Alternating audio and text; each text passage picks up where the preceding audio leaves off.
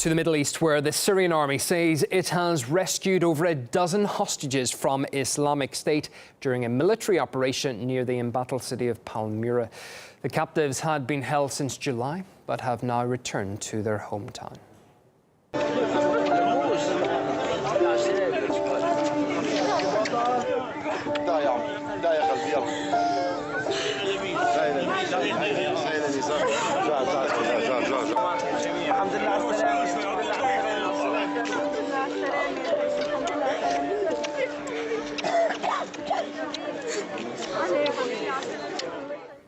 And it's not just the Islamic State. There are other terror groups are present in the war-torn country as well. Some of them even have access to foreign funding. A recent report has revealed that USAID money is actually lining the terrorists' own pockets. Murat Gazdiev has more in the story. American taxpayer money, cash that is almost wholly in the US mindset, inviolable, money that has seen politicians jailed for the slightest misuse, is ending up in the hands of Al-Qaeda in Syria. Now, that's a sick twist, if anything. A new report has found that millions of dollars in aid to Syria has been funneled to terrorists. Since late 2017, U.S. Agency for International Development Office of the Inspector General Investigations have uncovered numerous instances of possible or confirmed diversions to armed groups in Idlib Governorate in northwestern Syria, including Hayat Tahrir al-Sham, a designated foreign terrorist organization.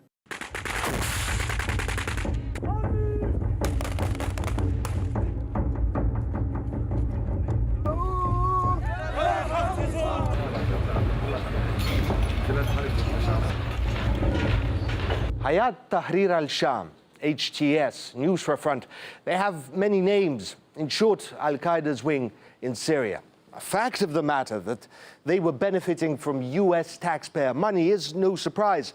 Everyone, NGOs, aid organizations, civilians, traveling through Idlib, northern Syria, have to pay to pass checkpoints, be it in money, in goods.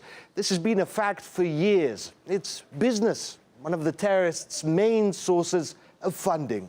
Worst of all, it is assumed that these jihadists have been able to infiltrate, put their people in NGOs, humanitarian organizations, from which they siphon money and aid to further their malign cause. One investigation found that an NGO's employees knowingly diverted thousands of USAID-funded food kits worth millions of dollars to ineligible beneficiaries, including Hayat Tahrir al-Sham fighters. The report itself is light on names and numbers, perhaps for political reasons. The fallout here could seriously damage NGO operations. All we know is that millions of dollars in cash and in aid have been funneled to Al-Qaeda in Syria. And that's just what they've admitted and found.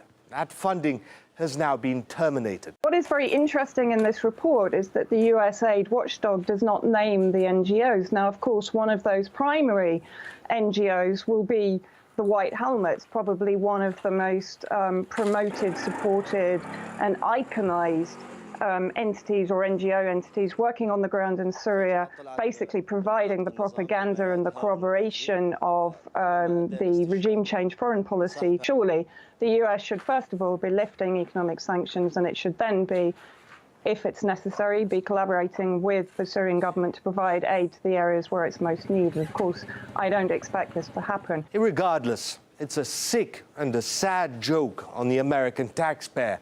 Trillions of their hard-earned money spent on the war on terror, originally on defeating Al-Qaeda, and all the while they've been paying to feed and finance those very same jihadists.